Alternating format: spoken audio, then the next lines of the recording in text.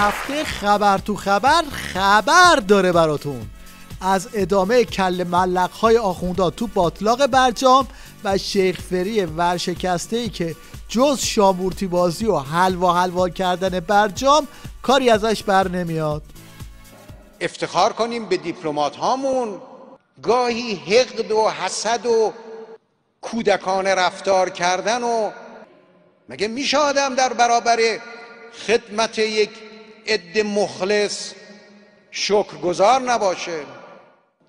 کفران نعمت خدا رو به جا بیاریم عذاب بر ما نازل میشه. این شیخ فری در حالی داره عذاب الهی رو به برجام میبافه که روز به روز سوتی های برجام بیرون میزنه و بز بیاری پشت بز بیاری.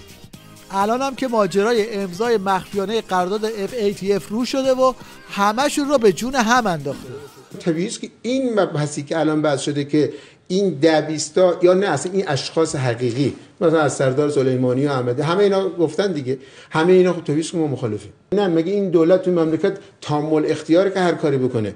مثلا توی نهادهای لشکری رفته، مگه میشه بدون اذن فرمانده کل قوا اصلا ورود کرد؟ پس ما چه دغدغه‌ای داریم؟ اصلا اجازه نمیدن، درست هم هست. بنابراین اصلا توش هیچ تسلیمی وجود نداره. آقای وزیر اقتصاد با کدوم مجوز رفته تعهد دادی که قانون مجلس رو عوض کنه؟ داخل اکشن پلن چی هست؟ تغییر قانون و حذف تعریفی که ما خودمون از تروریسم داریم. وزارت ارشاد، وزارت دفاع، سپاه، وزارت اطلاعات، همه اینها رو شما در داخل دارید تحریم میکنید. کدوم کشوری در طول تاریخ نهادهای خودش رو، وزارتخانه خودش رو اومده در داخل خودش تحریم کرده؟ و چه اتفاقی میفته؟ میخواستن هر طور شده ماشین برجام رو از رو تپه بدبختیاشون رد کنن، اما خاک بر سر شدن.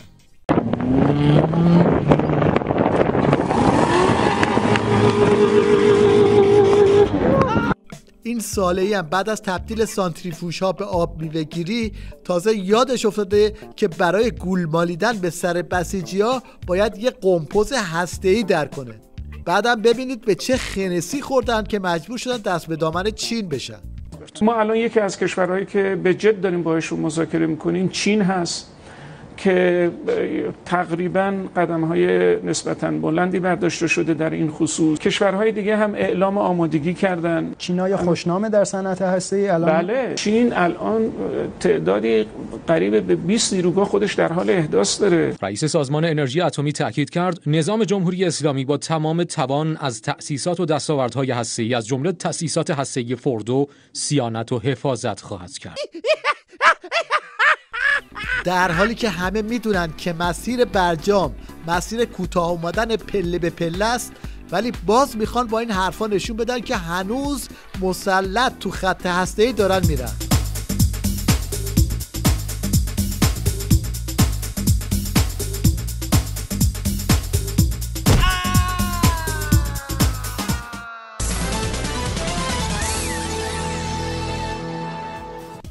داستان کشمکش آخوندا بر سر رابطه با عربستان هم روز به روز داره بالا میگیره و مصیبتی به مصیبت‌های عظما اضافه کرده.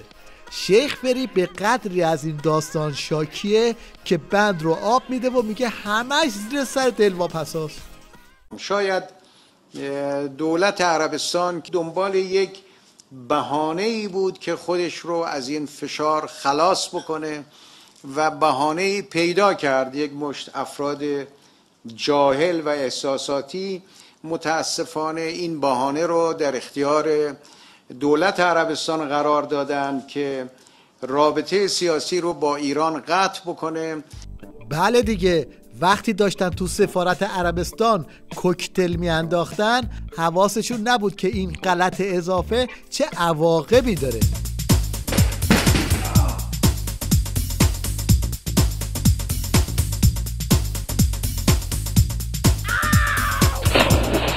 حالا آخوندا تو شرایطی به دست و پای عربستان افتادن که جام زهر منطقه‌ای هم بیخ دهن عظماس و باید تا ته اون رو سر بکشه.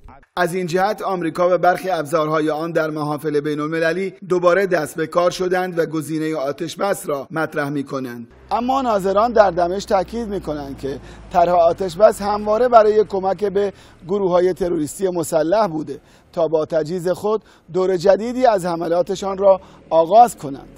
بله، مشکل آخوندا همینه که با اینکه میدونن با جام زهر سوریه باید عقب بشینن و فکر میکنن کلاه سرشون میره، ولی باز هم مجبورن سراغش برن.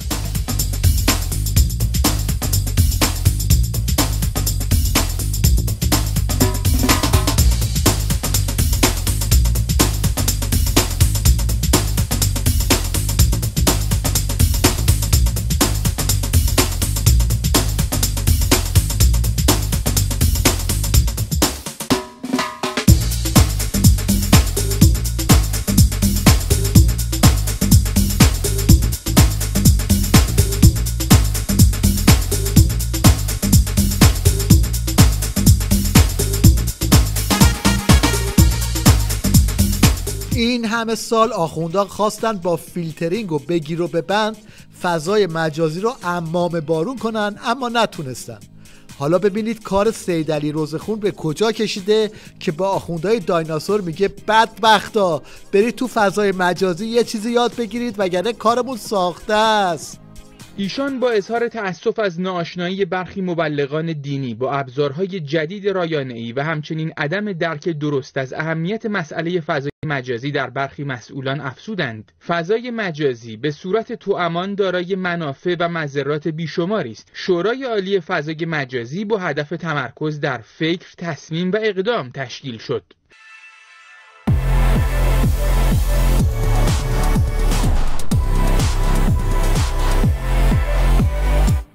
زلزله‌های داخلی و بین‌المللی به قدری آخوندا رو لرزونده و کرک و پرشون رو ریخته که حالا از طراحی لباس هم احساس خطر میکنن و اون رو به براندازی ربط میدن.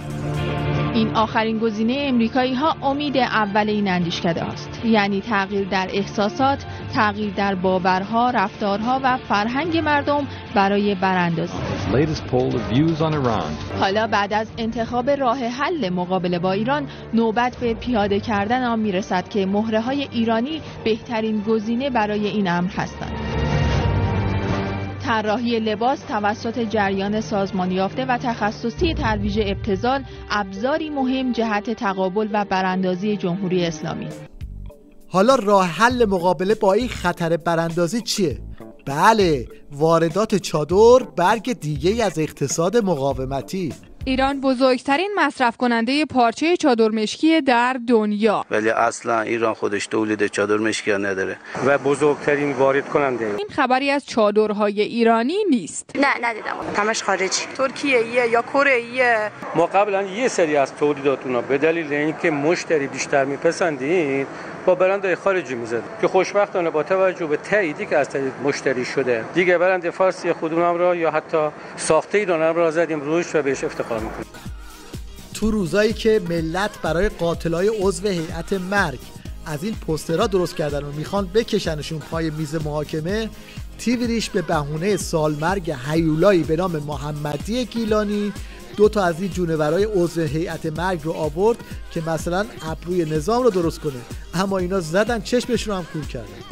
و لذا اگر افرادی مثلا ولو مجرم بودند ولی از طبقه متشخصی بودند، قبل از انقلاب صاحب عنوان بودند، اینا رو خورد نمی‌کرد، کوچیک نمی‌کرد، تحقیر نمی‌کرد. توصیه‌ای نسبت به هیچ پرونده‌ای داشته باشم مطلقا اظهار نظر نمی‌کردن. کمتر شخصا نظر خودشون رو ابراز می‌کردن و میدان میدادن که قضات نظراتشون رو مطرح بکنن. این پاسدار جلیلی هم بدون هیچ دلیلی یه تریبون گیر آورده تا با یه من سفیداب و دوغاب دستای خونی ولی فقیهش رو سفید سازی کنه، اما به جاش جوک تعریف میکنه. خب توی اون حوادث عاشورا که در تهران اتفاق افتاد که بعدش 9 دی بود، خب یه افرادی هم دستگیر شده بودن دیگه، به هر حال اون روز با اون آشوبی که در روز عاشورا و فتنه‌ای که به پا کرده بودن دستگیر شده بودن. اما خب طبیعی است تو این دستگیری ها ممکنه آدم با گناه و بیگناه و اینا همه با هم مخلوط باشن دیگه. بعد از یه چند روز که گذشته بود ما سوال کردیم آقا اینا چی شد؟ اینا میگفتن آقا این سخت، تفکیک اینا از هم جدا کردن سخته. بعدم میگفتن ما الان مثلا 22 بهمن رو در پیش داریم، 22 بهمن هم خب باز مهمه، خب اگه ما اینا رو آزاد کنیم خب اینا دوباره باز 22 بهمن میان این فتنه رو دوباره شکل میدن. اما نگاه ولایت فقیه عادل با اون متفاوت. شون فرمودن که اگر یه احتمال میدیدی یکی از اینا هم بیگناه، هر ستاشون باید آزاد بشه. اما حرف آخر رو از جنتی لعنتی بشنوید که این یکی بلد نیست فیلم بازی کنه و چهره کریه ولایت رو از زیر عبا اینطوری بیرون میاره.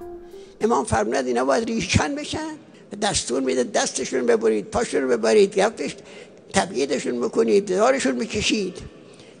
البته یه قدم بعد تو همین سخنرانی سر تلفظ کلمه FATF یه سکندری زد که تا یه هفته تو فضای مجازی سوژه جوک ملت شد. مسئله این توافق ضد پولشوییه، این هم یه چیز عجیب و غریبیه که واقعا نمیدونم با چه جرأتی اینا برداشتن محرمانه یه سندی رو امضا کردن به نام که AFT اینا برداشتن اینا امضا کردن. عرض شود که ببخشید من TAFT این سندش من دیدم، سند من آوردن، من دیدم، متن انگلیسی هم دارم.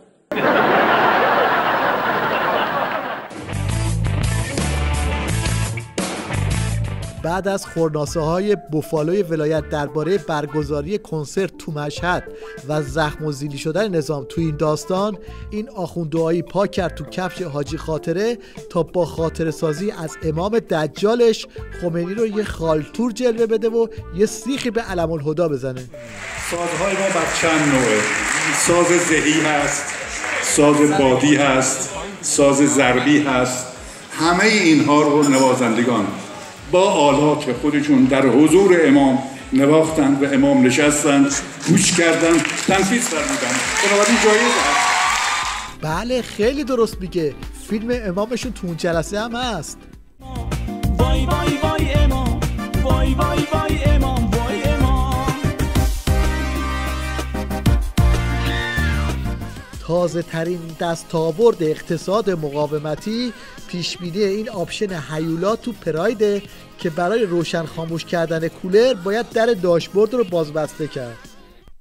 کولر کار میکنه، باد میزنه، در داشبورد رو باز میکنیم، کولر قطع میشه، میبندیم، روشن میشه. اصلا دیوونه این خلاقیت سایپا است. الان در داشبورد بازه، میبندیم، روشن میشه، خوش بگیر.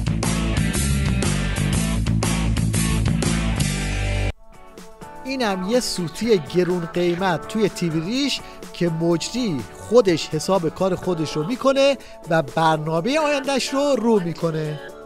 چه دوستان ملاحظه بفرمایید، نهایت و فرجام این زحمت در آشپزخانه برای کیک پزی امشب همین خواهد بود که نوشته شده سالروز ازدواج مولا علی علیه السلام خانم فاطمه زهرا گرامی باد. نوش جونتون. میل بفرمایید. در لحظه آخرم با این خدای من کیک افتاد. اشکال نداره، یه کیک دیگه اینجا دستتون درد نکنه. خواهش میکنم. آخرین برنامه من خواهد بود. کیک افتاد. اشکال نداره. این هفته توی کره جنوبی بعد از خراب شدن چند تا از گوشی‌های سامسونگ، رئیس شرکت اومد از مردم معذرت خواهی کرد. حالا ببینید که توی تیوی ریش این حرکت رو چطور با مقامات نظام مقایسه میکنن. یک گونه جدید از انسان در کره کشف شد. عجب. بله. 35 مورد از میان 2,500,000 گوشی فروخته شده یک شرکت معروف کره‌ای مشکل دارد. مدیرعامل این شرکت از مردم عذرخواهی کرده و شرکت کره‌ای تمام 2,500,000 گوشی را از بازار جمع کرد. مدیرعامل سامسونگ میگوید تشخیص اینکه کدام گوشی مشکل دارد بسیار سخت است، اما ما تعهد می‌دهیم که به هر 2,500,000 خریدار گوشی جدید بدهیم. یعنی از رو دست کپی کردن اینجا هم از رو دست ما شما باید کپی بکنین؟ اینجا هم زود از ما یاد گرفتین، مدیرامون میان معذرت خواهی میکنن؟ خودتون خلاقیت به خرج بدین کره‌ای های عزیز. مثلا یه خلاقیت میتونه این باشه که اگه محصولتون ایراد داره زنگ بزنید به صدا و سیماتون بگید اگه از ما انتقاد کنید شکایت میکنیم ازتون. یا مثلا یه کنفرانس مطبوعاتی بذارید بگید که دست‌های پشت پرده از آدم‌های خبیثی پشت پردن کارخونه ما رو بد جلوه بدن، ما با همشون برخورد میکنیم، تار و مار میکنیم همشون رو. معذرت خواهی این حرفا مال ماست. شما خلاقیت به خرج بدین، سبک خودتون رفتار کنید. والا چی شد؟